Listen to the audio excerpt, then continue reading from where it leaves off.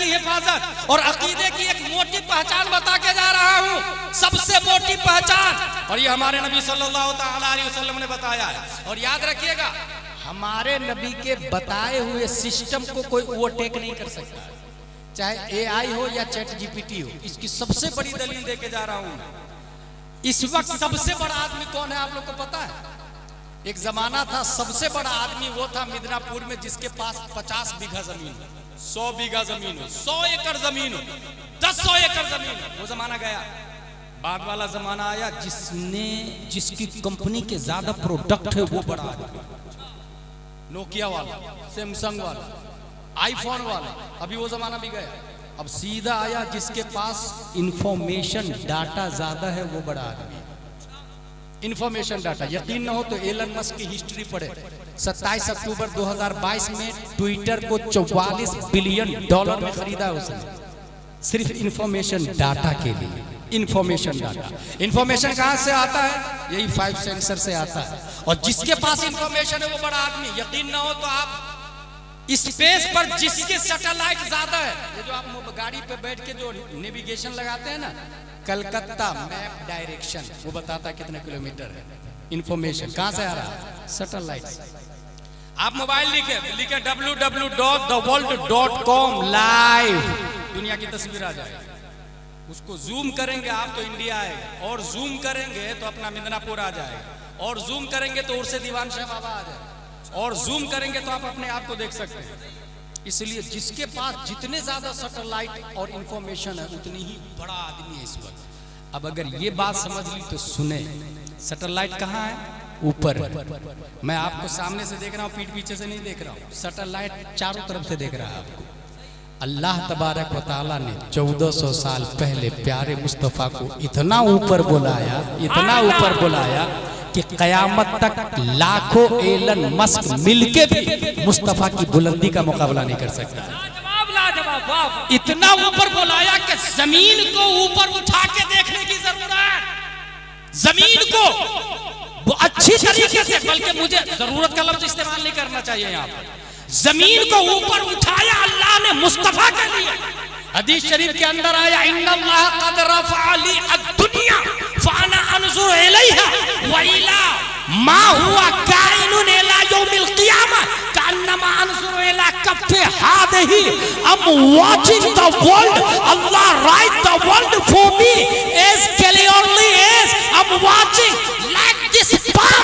पूरी दुनिया को मैं ऐसे देख रहा हूँ जैसे हथेली को देखता हूँ। अल्लाह ने दुनिया को मेरे लिए ऊपर उठा दिया है। मैं कयामत तक जितनी चीजें होने वाली है उन सबको भी देख रहा हूँ। बात समझ में आ गई? अगर हम दुनिया को देखें तो जूम करना पड़ता है। मुस्तफा पूरी दुनिया को जूम शुदा हाथों में देख रहे हैं। नारे तकबीर, नारे रिसालत, शाने रिसालत, अज़मते मुस्तफा, उनसे दीवान जवाब। और नबी पर कुरान नाजिल हुआ। कुरान ने कहा औलिया किराम जिंदा है, नबी जिंदा है, और यही सिलसिला अब चलता रहा। अब अगर बीच में आके कोई ऐसी बात लाता है जो नबी तक नहीं पहुंचती है, समझ जाइए फिरक़े बातिल। ऐसा काम किया जो नबी तक नहीं पहुंचता, किसी सहाबी, किसी मुजद्दिद, किसी मुस्तहिद से साबित नहीं, समझ जाए वो डिस्कनेक्टेड है। इसी वजह से याद रखिएगा, अकीदे की हिफाजत के लिए अगर मोबाइल खराब हो तो कहां जाएंगे शहनवाज भाई? मोबाइल की दुकान। मोटरसाइकिल खराब हो कहां जाएंगे? साइकिल वाले के पास। कपड़ा सिलाना हो कहां जाएंगे? मास्टर के पास। अकीदा खराब हो कहां जाएंगे? हर चीज का एक स्पेशलिस्ट है। अकीदे का स्पेशल अल्लाह तबारक व तआला ने 8 मुहर्रमुल हराम 1322 हिजरी में शेख अब्दुल मन्नान की पीठ से एक बच्चा अकीदे का स्पेशलिस्ट डॉक्टर बनाकर धामनगर में पैदा किया। धामनगर में और धामनगर वाले ने वही बात कही जो 1400 साल पहले मदीने के मुस्तफा ने कही है। इसलिए कनेक्टिविटी भी मिलती जुलती है। अल्लाह तबारक व तआला ने अपना मुतलक खलीफा किसको बनाया है? प्यारे मुस्तफा को। और नबी ने अपना मुतलक खलीफा हजरत अबू बकर उमर उस्मान अली को बताया। उन्होंने इमाम हुसैन को, उन्होंने ज़ैनुल आबिदीन को, उन्होंने इमाम मोहम्मद बाकिर को, उन्होंने इमाम जाफर सादिक को, उन्होंने इमाम मूसा काजिम को, उन्होंने इमाम अली रजा को, उन्होंने मारूफ करखी को, उन्होंने अहमद सिर्री सकती को, उन्होंने जुनैद बगदादी को, उन्होंने अबू बकर शिबली को, उन्होंने अबुल फजल अब्दुल वाहिद तमीमी को, उन्होंने अबुल फरह तरतूसी को, उन्होंने अबुल हसन अली कर्शी हिकारी को, उन्होंने अबू सईद मुबारक मखजूमी को, उन्होंने सैयद अब्दुल कादिर जिलानी को, उन्होंने सैयद अब्दुल रज़्ज़ाक को, उन्होंने सैयद अबू सालेह नस्र को, उन्होंने मुहिद्दीन अबू नस्र को, उन्होंने सैयद अली को, उन्होंने सैयद हसन को, उन्होंने सैयद अहमद जिलानी को, उन्होंने शेख बहाउद्दीन को, उन्होंने सैयद इब्राहिम एरजी को, उन्होंने मोहम्मद बिकारी बादशाह को, उन्होंने काजी ज़ियाउद्दीन को, उन्होंने जमालुल औलिया को, उन्होंने सैयद मोहम्मद को, उन्होंने सैयद अहमद को, उन्होंने सैयद फजलुल्लाह को, उन्होंने शाह बरकतुल्लाह को, उन्होंने आले मोहम्मद को, उन्होंने सैयद हमजा को, उन्होंने आले अहमद अच्छा मियां को, उन्होंने आले रसूल अहमदी को, उन्होंने अबुल हुसैन अहमदी नूरी को उन्होंने खलीफा बनाया। इमाम अहमद रजा खान को उन्होंने खलीफा बनाया। हुज्जतुल इस्लाम हामिद रजा खान को उन्होंने खलीफा बनाया। मुजाहिद मिल्लत को उन्होंने खलीफा बनाया। मुफ्ती अब्दुल रब को उन्होंने खलीफा बनाया। सैयद गुलाम मोहम्मद को उन्होंने जाते जाते हबीबियों को मायूस नहीं छोड़ा, अपना खलीफा हबीब रजा।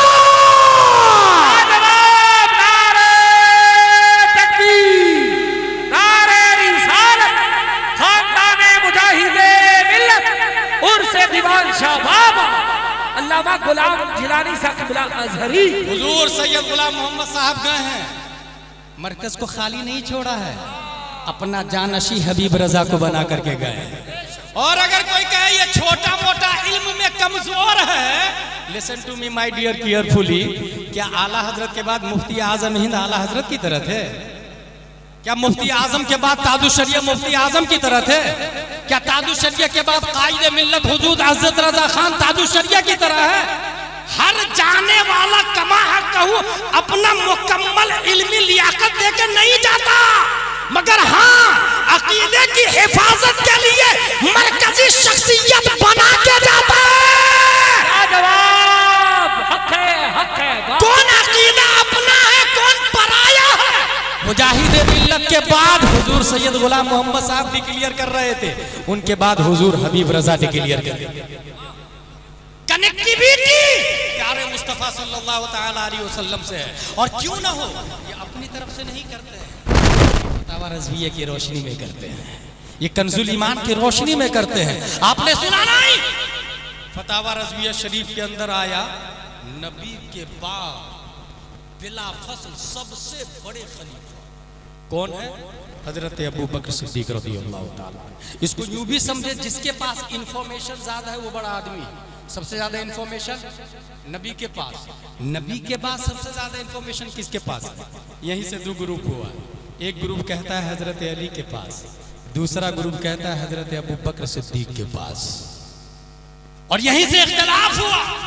महाराष्ट्र का एक खतीब बोलता है अगर आला हजरत होते तो वो भी सबसे बड़े मौलाई होते। रॉन्ग रॉन्ग रॉन्ग, आला हजरत तो पढ़ा ही नहीं, बल्कि खुद ही दरसे निजामी नहीं पढ़ा उसने, इसलिए ये जुमला निकल रहा है मालेगांव वाले का। आला हजरत रज़ियल्लाहु ताला अन्हु सबसे बड़े मौलाई। अच्छा दलील क्या देता मन कि मौलाई का मतलब हजरत अली को मानने वाला। मेरा कहना यह है कि हम लोग हजरत अली को हम ही मानते हैं ओरिजिनल में, क्योंकि हमारी मोहब्बत वाया उस्मानो फारूको अबू बकर नबी तक जाती है, और जिसने हजरत अली से मोहब्बत की और हजरत उस्मानो उमरो फारूक और अबू बकर से नहीं की, उसकी मोहब्बत नबी तक जाएगी ही नहीं।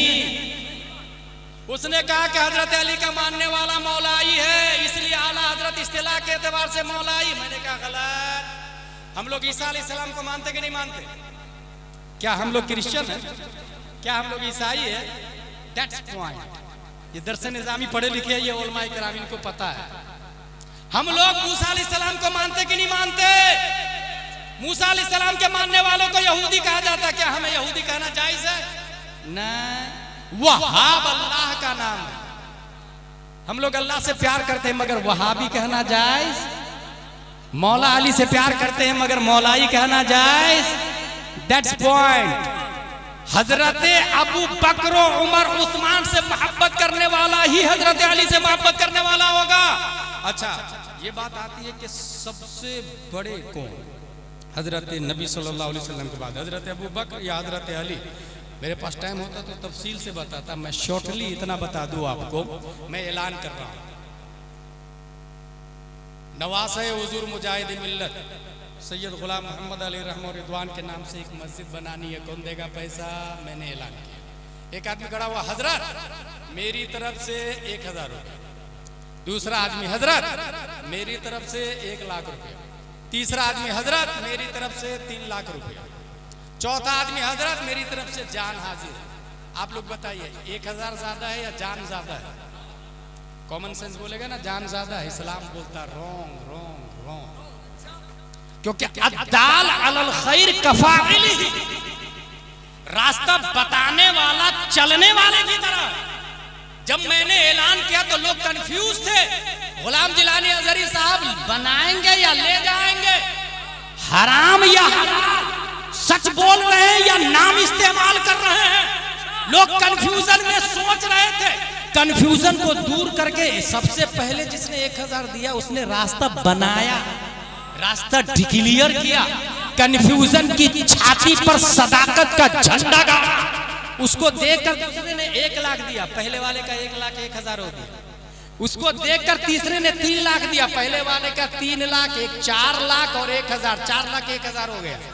उसको देखकर चौथे ने जान दी, पहले वाले का 1 जान 4 लाख 1000 हो गया। अगर ये मिसाल समझ ली तो सुने, बुखारी शरीफ की हदीस है, इन्नल्लाह बअसनी अलैकुम फअंतुम कुल्तुम कसबता वक़ाला अबू बकर सदक़ता या रसूल अल्लाह। फरान की चोटी से 40 साल की उम्र में मैंने ऐलान किया, ला इलाहा इल्लल्लाह इन्नी रसूलुल्लाह। अबू जहल ने कहा झूठ, उतबा ने कहा झूठ, शीबा ने कहा झूठ, कुफार मक्का ने कहा झूठ, मुशरिकीन मक्का ने कहा झूठ। इन तमाम तकज़ीब तशकीक जहालत की छाती पर सदाकत मुस्तफा का झंडा सबसे पहले सबसे ऊंचा किसी ने लहराया तो वो कोई और नहीं, अबू कहाफा का बेटा अबू बकर सिद्दीक। नारे तकबीर, नारे रिसालत, अज़मते मुस्तफा, अज़मते सहाबा, शहंशाहे खिताबत, उर्से दीवान शाह बाब। लिहाजा साबित सबसे बड़े हजरत अबू बकर सिद्दीक रज़ियल्लाहु ताला, यही अकीदा धामनगर शरीफ से दिया जाता है। अच्छा, मैंने बताया ना हर चीज का स्पेशलिस्ट होता है। जहाँ स्पेशलिस्ट होता है वहाँ लॉलीपॉप देने वाले भी होते हैं, लेग पीस वाले भी होते हैं, रोस्टेड वाले भी होते हैं, जो मेकअप लगा के मैचिंग करके डेकोरेट होकर के मैदान में आता है और वो नारा भी लगाएगा, दलील भी देगा। इसलिए किसी के झांसे में आने की जरूरत नहीं है। अभी हाल ही में एक मुहक्किक साहब ने, जानते हैं क्या किया? सेमिनार किया और मुहक्किक साहब ने ये कहा कि ये मोबाइल से खबरें इस्तिफाजा कब और कैसे तहकीक करते करते करते मुहक्किक साहब ने कहा मिल गया। आला हजरत ने लिखा है ढिंढोरा और तोप से, ढिंढोरा और तोप वगैरह से खबर इस्तिफाजा हो जाता है। ये वगैरह का मतलब ये है कि मोबाइल से भी हो जाता है। कौन बोला? मुहक्किक साहब। वगैरह का मतलब ये है कि मोबाइल से भी हो जाता है। आला हजरत ने ऐसे मुहक्किक की तहकीक की गर्दन पे सदाकत की छुरी चलाते हुए फतावा रज़विया में दूसरी जगह पहले ही लिख दिया, टेलीफोन से चांद की गवाही मोतबर ही नहीं है। हजारों सलाम हो मौलाना मुफ्ती नूरुल आरिफीन अज़हरी साहब पर, जो फिरक़े बातिला से मसलके आला हजरत की रोशनी में हर दम सीना सिपर रहते हैं। और कोई भी फतावा रज़विया मसलके आला हजरत के खिलाफ आवाज उठाता है और बंगाली लोगों को कंफ्यूज करने की कोशिश करता है, ये मर्द कलंदर बंगाली में किताब लिख के रद्दे बातिला करने लग जाता है, बंगाली में किताब लिख करके। इसलिए मैं याद दिला देता चाहता हूँ, अकीदे का स्पेशलिस्ट हर जमाने में हर स्टेट में है, हर स्टेट में है। बस पहचानना आपको काम है कि कौन किसकी लड़ी, किसका धागा बरेली से मिलता जुलता है, किसकी चैन बरेली से मिलती जुलती है, किसका सिस्टम बरेली से कनेक्टेड है, किसकी रूहानियत बरेली तक मुताल्लिक़ है। अगर कोई फतावा रज़विया की रोशनी में बात करता है तो समझ जाए वो अपना है, और अगर फतावा रज़विया का कवर पेज बताता है और अंदर से वहाबियों का काम करता, दयाबना का काम करता, मौलाई का काम करता, बिगन बड़े बड़े राफजी, बिगन बड़े बड़े मौलाई, बिगन बड़े बड़े शिया, ये सुन्नी कहलाने वाले राफजी हो रहे हैं, मौलाई हो रहे हैं, शिया हो रहे हैं, खानका भी बिक गए हैं, पीर साहब भी बिक गए हैं, खतीब साहब भी बिक गए हैं, शायर साहब भी बिक गए हैं, नकीब साहब भी बिक गए हैं। ऐसे माहौल में मुर्शिद दीवान शाह में एक जिम्मेदारी के साथ बोल रहा हूँ, अकीदे की हिफाजत आपकी रिस्पॉन्सिबिलिटी है। पहचानना आपको होगा, बताना मेरा काम है, शनाख्त करना आपका काम होगा, कौन सही कौन गलत है। वैसे आला हजरत ने एक ज़ाब्ता दे दिया है, तेरे गुलामों का नक्शे कदम है राहे खुदा, तेरे गुलामों का नक्शे कदम है राहे खुदा, वो क्या बहक सके जो ये सुराग लेके चले। लाजवाब लाजवाब या रसूल अल्लाह, वाह।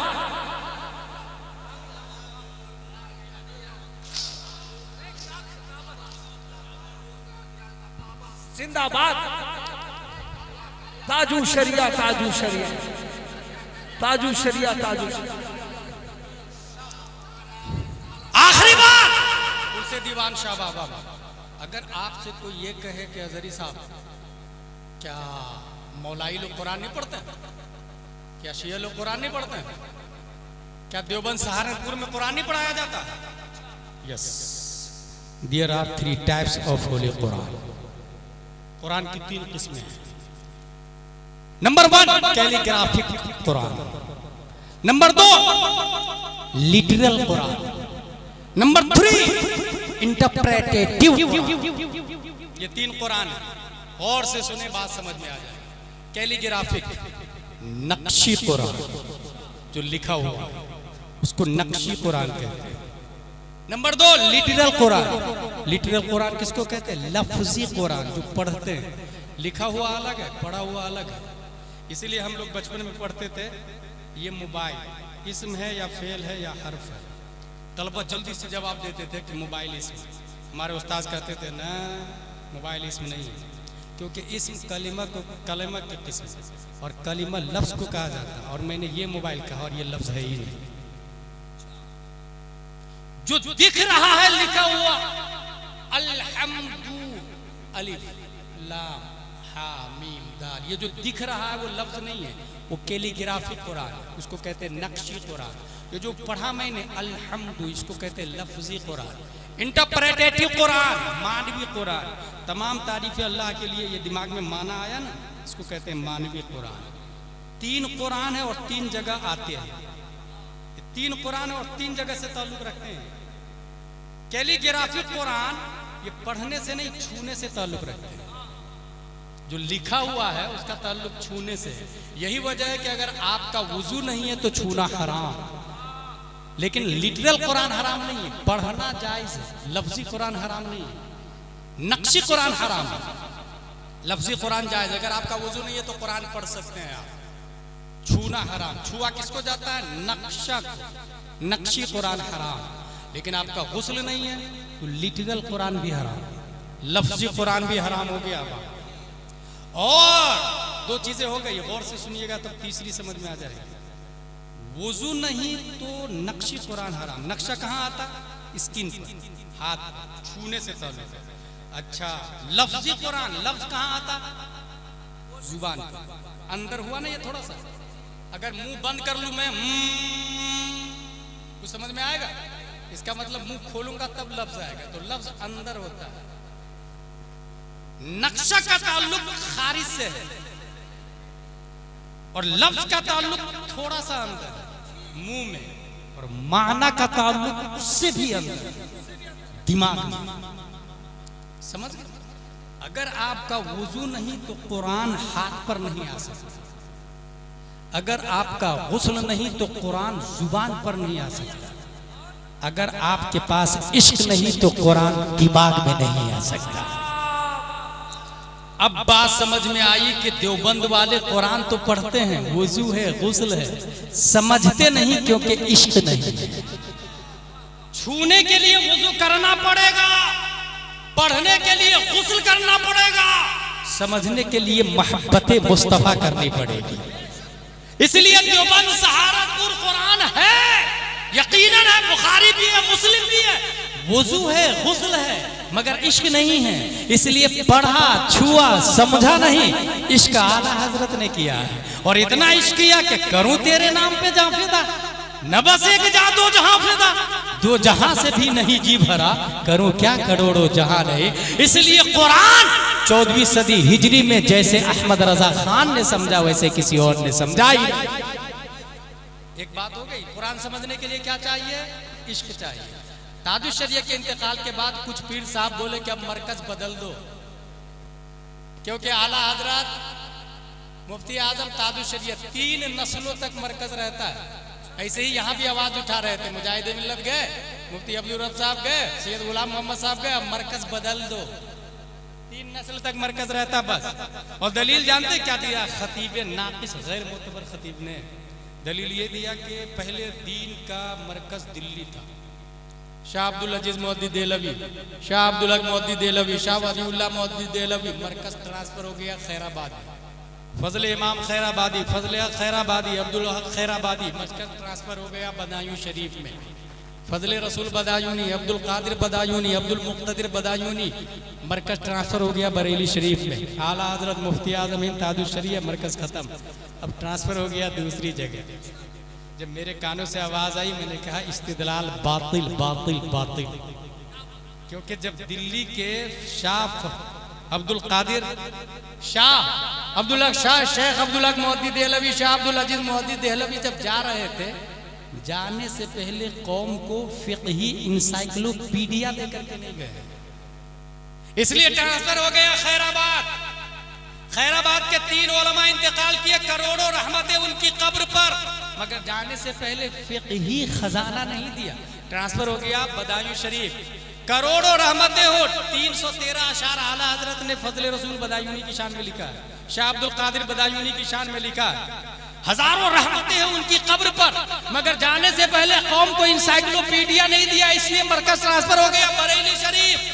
अब आला हजरत मुफ्ती आजम हिंद ताजुश शरिया मरकज चेंज इसलिए नहीं होगा कि आला हजरत जाते जाते कौम को फतावा रज़विया दे करके गए हैं, कौम को कंजुल ईमान दे करके गए हैं। और फतावा रज़विया आलिम का नाम नहीं, इल्म का नाम है। इंतकाल आलिम का होता, इल्म का नहीं होता।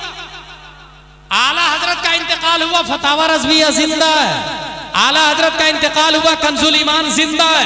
आला हजरत का इंतकाल हुआ, किफलुल फकीह फाहिम जिंदा है। आला हजरत का इंतकाल हुआ, दौलतुल मक्किया जिंदा है। आला हजरत का इंतकाल हुआ, इम्बाउल गैब जिंदा है। आला हजरत का इंतकाल हुआ, अल्लुलुल मकनून जिंदा है। आला हजरत का इंतकाल हुआ है, मगर किताबें जिंदा है, और जब तक किताबें रहेगी हमारा मरकज बरेली रहेगा। लाजवाब हक है। इसलिए याद रखिएगा, अगर कोई दलील भी दे आपको, घुमाने फिराने की कोशिश करे, तो मैंने कहा ना लेग पीस रोस्टेड और लॉलीपॉप देंगे, ऐसे में आप मरकजी उलमा से जुड़े रहेंगे। दारुल उलूम मुजाहिद मिल्लत है, मुफ्ती नूरुल आरिफीन साहब बरेली शरीफ में। बल्कि इस वक्त हिंदुस्तान में सबसे बड़े आलिम कौन है पता आप लोग खतीब को बड़ा आलिम समझते हैं, बल्कि कोई मशहूर हो जाता है तो उसको बड़ा आलिम समझते हैं। शोहरत मिन जानिबिर रहमान ही हो कोई जरूरी नहीं है, शोहरत मिन जानिबि शैतान भी हो सकती है। मैं बहुत भारी दलील देने जा रहा हूँ। शोहरत मिन जानिबि शैतान भी हो सकती है। अबू जहल क्यों मशहूर है? अल्लाह ने मशहूर किया।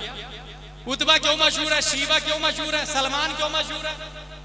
भाई शोहरत मिन जानिबिर रहमानी हो कोई जरूरी नहीं, मिन जानिबि शैतान भी हो सकती है। इसलिए पहचानना होगा आपको कि ये जो मशहूर है ये दीन का काम करने की वजह से शरीयत के दायरे में, दीन का काम शरीयत के दायरे में, अगर खिलाफे शरअ दीन का काम किया तो भी नहीं चलेगा, खिलाफे शरअ दीन का काम किया तो भी नहीं चलेगा। अगर कुरान और हदीस की रोशनी में मैदाने रज़्म हक को बातिल में उतरकर उड़ीसा की धरती पर कोई मुनाजरा करता है तो ये नबी की भी सुन्नत है, इब्राहिम की भी सुन्नत है, आला हजरत की भी सुन्नत है। और अगर कोई आग में कूदने की बात करता है तो ये फतवा रज़विया के खिलाफ है, ये शरीयत के खिलाफ है, ये हदीस के खिलाफ है, ये कुरान के खिलाफ है। कुरान शरीफ में आया वला तुल्कू बिअयदीकुम इला तहलुका, अपने हाथों हिलाकत में पढ़ना पड़ो और तुम्हारी बुनियाद पर इस्लाम जिंदा रही है। इसलिए याद रखिएगा, पहचानिएगा कि मशहूर होना ये मकबूल होने की दलील नहीं है। मशहूर और है, मकबूल और है। हुजूर सैयद गुलाम मोहम्मद पूरी दुनिया में मशहूर तो नहीं है मगर इंदल्लाह मकबूल जरूर है। लाजवाब, जिंदाबाद, नारे तकबीर, नारे रिसालत, फैज़ाने औलिया इकराम और से भी शबाब। देखा यार, वो मशहूर हो गया तो मानना शुरू कर दिया। सबसे बड़ा मुफ्ती भी हो गया, सबसे बड़ा अल्लामा भी हो गया। बताए सबसे बड़ा अल्लामा कौन है पूरे इंडिया में? आप में से 98% लोगों को नहीं मालूम होगा सबसे बड़ा अल्लामा कौन है। लिसन टू मी केयरफुली, सिर्फ इंडिया की बात नहीं कर रहा मैं, बांग्लादेश, पाक, हिंदुस्तान, श्रीलंका, नेपाल, ये बर्रे सगीर में सबसे बड़ा कोई आलिम दीन है तो उसे हुजूर मुहद्दिसे कबीर कहा जाता है। लाजवाब मुहद्दिसे कबीर। जरूरत के मसाइल आज खुद बगैर किसी की मदद के किताबों से निकाल ले, उसको क्या कहते हैं? आलिम। और जो मसाइल दलाइल के साथ में दे उसे कहते हैं मुफ्ती। और हजारों मुफ्ती को तराजू के एक पल्ले में डाल दे, दूसरे पल्ले में सिर्फ मुहद्दिसे कबीर को डाल दे। हजारों मुफ्तियों पर जिसका पल्ला भारी होगा उसे शहजादे सदरुल शरिया नाइब ताजुल शरिया हुजूर मुहद्दिसे कबीर कहा जाता है।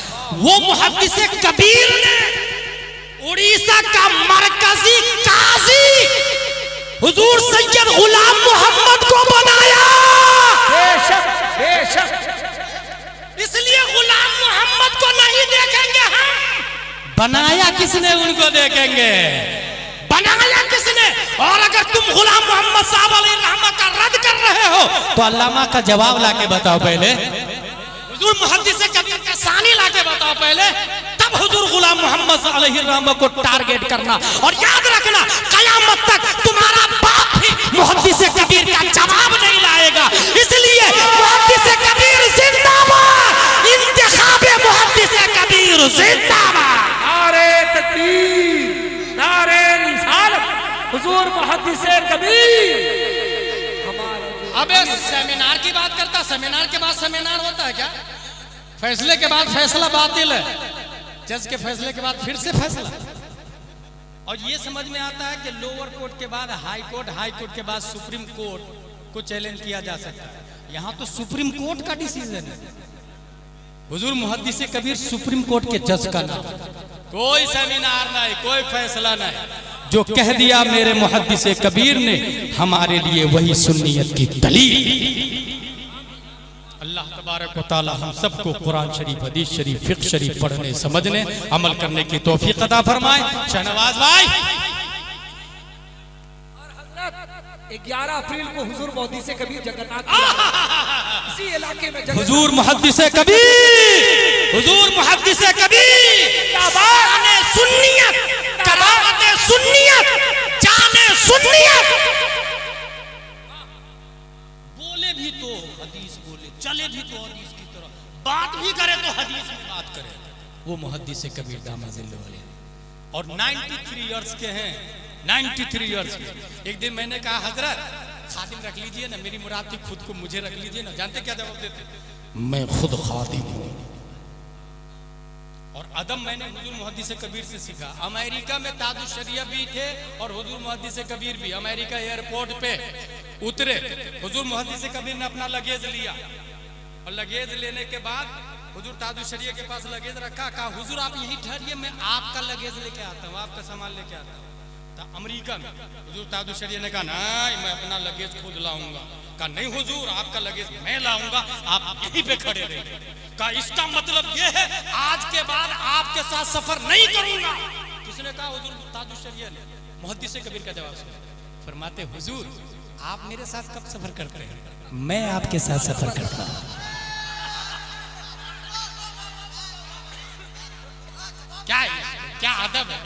अदब से, बड़ों से। जबकि अच्छा अभी कुछ महीने पहले मैं गया था हुजूर मोहम्मद से कबीर के 10 बोसी के लिए, चंद उलमाए किराम थे, मुफ्ती नूरुल आलमीन साहब। किसी ने कहा कि आप बड़े हैं या ताबिशरिया बड़े हैं? जानते क्या जवाब देते हैं? वो हर फजल में बड़े हैं, फर्क इतना है कि वो 62 में पैदा हुए और मैं 54 में पैदा हुआ। वो 62 में पैदा हुए, मैं 54 में पैदा हुआ। देखे जवाब, देखे जवाब, देखे ये जवाब कहां से लिया पता है? हुजूर मुजाहिद मिल्लत के जद्दे आला से ये जवाब दिया। हजरत अब्बास से पूछा किसी ने, आप बड़े हैं कि नबी बड़े? उनका जवाब था हुवा अकबरु मिन्ना लाकिन वुलिदतु क़ब्ल ज़ालिक, बड़े तो वही है, पैदा पहले मैं हो गया हूं। जवाब सुने, आप बड़े हैं या नबी बड़े? किससे पूछा? हजरत अब्बास से। कौन है ये? हुजूर मुजाहिद मिल्लत के जद्दे आला। आप बड़े या नबी बड़े? कहा बड़े तो वही है, हुआ अकबरो मिन्ना लाकिन वुलिदतु क़ब्ल ज़ालिक, बड़े वही है, पैदा पहले मैं हुआ हूं। यही जवाब मेरे मुहद्दिस कबीर देते हैं, बड़े तो तादुशरिया है, 8 साल पहले मैं पैदा हो चुका हूं। बात समझ में आ गई? सिर्फ इल्म बड़ा होना काफी नहीं, इल्म के साथ साथ अदब भी बड़ा होना चाहिए। वो अपने बाप को बोलता है खड़े हो जा, अपने दादा की ताज़ीम नहीं करता है, मुजाहिद मिल्लत की ताज़ीम नहीं करता है, सैयदों की ताज़ीम